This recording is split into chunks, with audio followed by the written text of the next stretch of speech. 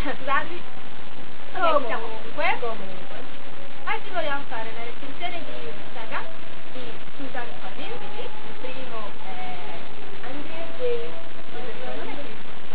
Hunger Games. Possiamo tanto.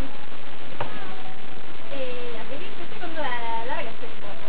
Esatto. Il terzo uscirà più avanti. Comunque, questa saga l'abbiamo letta recentemente, ci è piaciuta tantissimo. È veramente bella, come pochi libri. Sì, vero, cioè era un libro, come dire, fantasy, è un fantasy ma narrativo, è più avventura, sì, è un fantascienza, ecco, fantascienza, con tantissimi colpi di scena, non ci sono vampiri, no vampiri, no licantropi, no fate,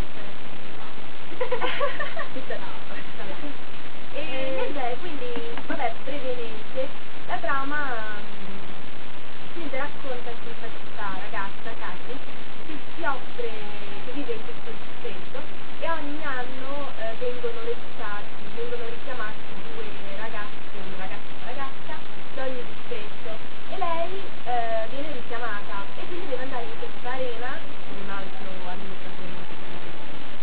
abitante di questo distretto e si levano in questa arena dove dovranno sopravvivere, diciamo, una lotta all'ultimo sangue. Tutti i ragazzi si devono uccidere tra loro e poi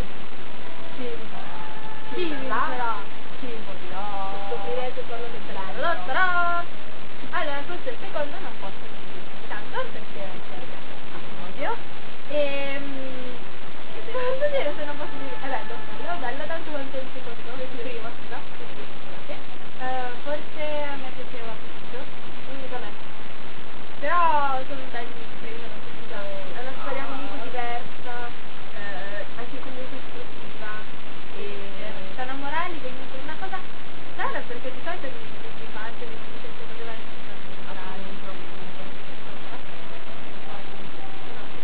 è veramente un bel libro, quindi lo consigliamo. Il costo è 700 euro, sì, e ne vale la pena, veramente. Se lo trovate perché è veramente bello. Noi l'abbiamo letto tutti i giorni perché si prende veramente tanto, è una storia diversa, è tipo nessuno che abbiamo letto una storia simile a questa, cioè veramente diversa. E niente, merita, quindi le stelline, il voto, io direi 5 quanti era? Da 1 a 5, quindi 5, anche questa, anche se vabbè, tra i due,